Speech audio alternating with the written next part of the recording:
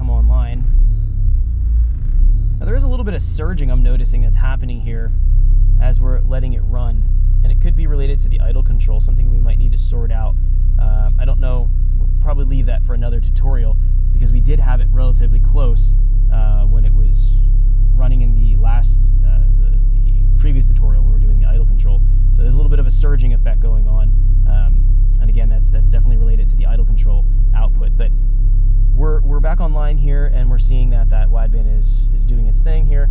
All right, let's go ahead and try this run. So I'm going to jump back into logging, and I'm going to go ahead and start this. See what's going to happen. I'm going to stay in the knock window here so we can watch what's going on. Actually, we can't see anything live here, so we'll just do our pool, see where we're at here.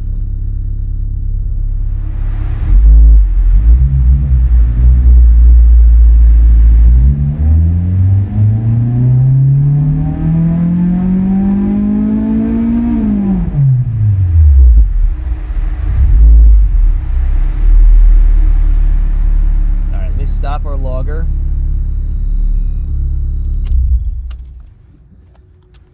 And now let's look at our dynograph.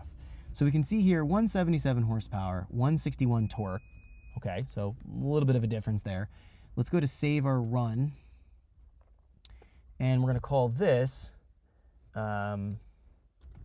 Spark 18. So we know that we jumped to 18 here. And if we take a look at our analyze function screen here, we can do a quick overlay and see any kind of effect by jumping our spark timing up. So looking at this, the red line is going to be our last run here. It looks like we gained a tiny bit on the top end. We lost some right in here.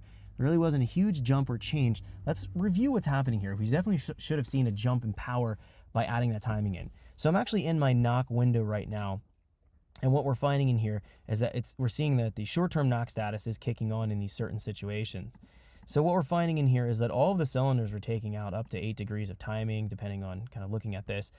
We see here, looking at our thresholds, the threshold line, that's our line right here, and that's our outputs from each of our cylinders.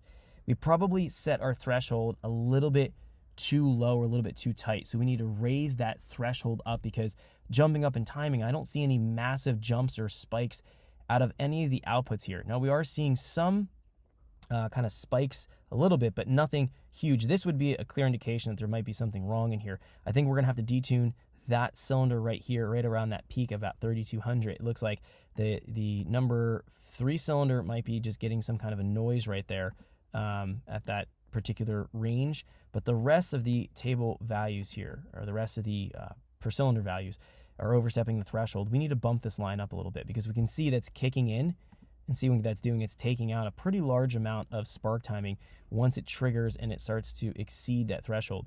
The reason why we didn't really gain much power is because the spark timing really didn't go up that much, because it was constantly pulling out timing because our threshold line was just simply too low.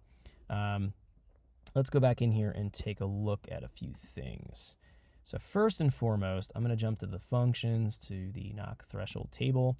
I'm going to raise all the values up here. I'm going to raise them up about another roughly 20%.